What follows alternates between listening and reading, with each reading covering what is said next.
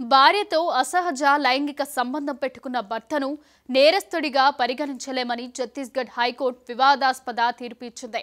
దీని తర్వాత లైంగిక వేధింపుల ఆరోపణలపై అరెస్టైన జగదుల్వర్కు చెందిన ఒక వ్యక్తిని కోర్టు నిర్దోషిగా విడుదల చేసింది. అతనిపై ఐపీసీ సెక్షన్ 376, 377, 304 కింద కేసు నమోదు చేశారు. అతన్ని 2017లో అరెస్ట్ చేశారు. లైంగిక వేధింపుల ఆరోపణలపై అరెస్టైన వ్యక్తిని ఛత్తీస్గఢ్ కోర్టు న్యాయమూర్తి నరేంద్ర కుమార్ నిర్దోషిగా విడుదల చేశారు.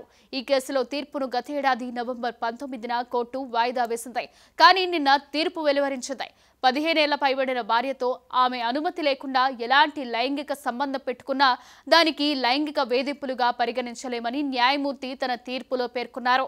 భారత శిక్షా స్మృతిలోని సెక్షన్ 375 నిర్వచనం ప్రకారం నేరస్తుడిని పురుషుడిగా వర్గీకరిస్తారు.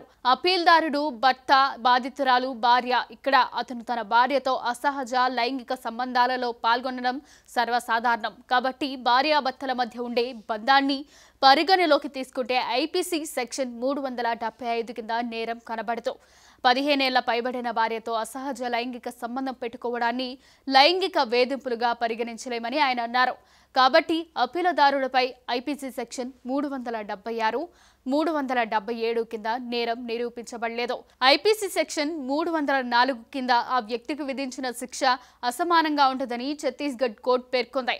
న్యాయమూర్తి ఆ వ్యక్తిని అన్ని ఆరోపణల నుండి నిర్దోషిగా విడుదల చేసి వెంటనే జైలు నుండి విడుదల చేయాలని ఆదేశించారు.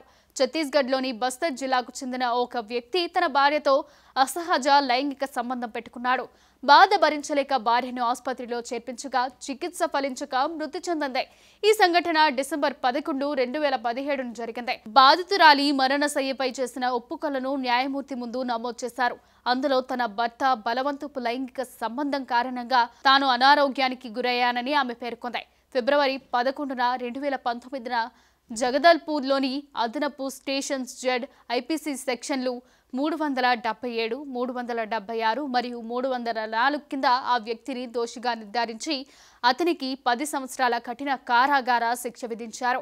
ఆ తర్వాత ఆ వ్యక్తి తనకు విధించిన శిక్షను రద్దు చేయాలని కోరుతూ బిసాల్పూర్లోని ఓ హైకోర్టులో పిటిషన్ దాఖలు చేశాడు. విచారణ సందర్భంగా పిటిషనర్ తరపు న్యాయవాది అప్పీల్దారునికి వ్యతిరేకంగా చట్టబద్ధంగా ఆమోదయోగ్యమైన ఆధారాలు లేవని, బాధితురాలి ఒప్పుకోలు ఆధారంగానే అతను దోషిగా నిర్ధారించబడ్డాడని వాదించారు. రెండు వైపులా వాదనలు విన్న తర్వాత న్యాయమూర్తి ఆ వ్యక్తిని విడుదల చేయాలని ఆదేశించారు.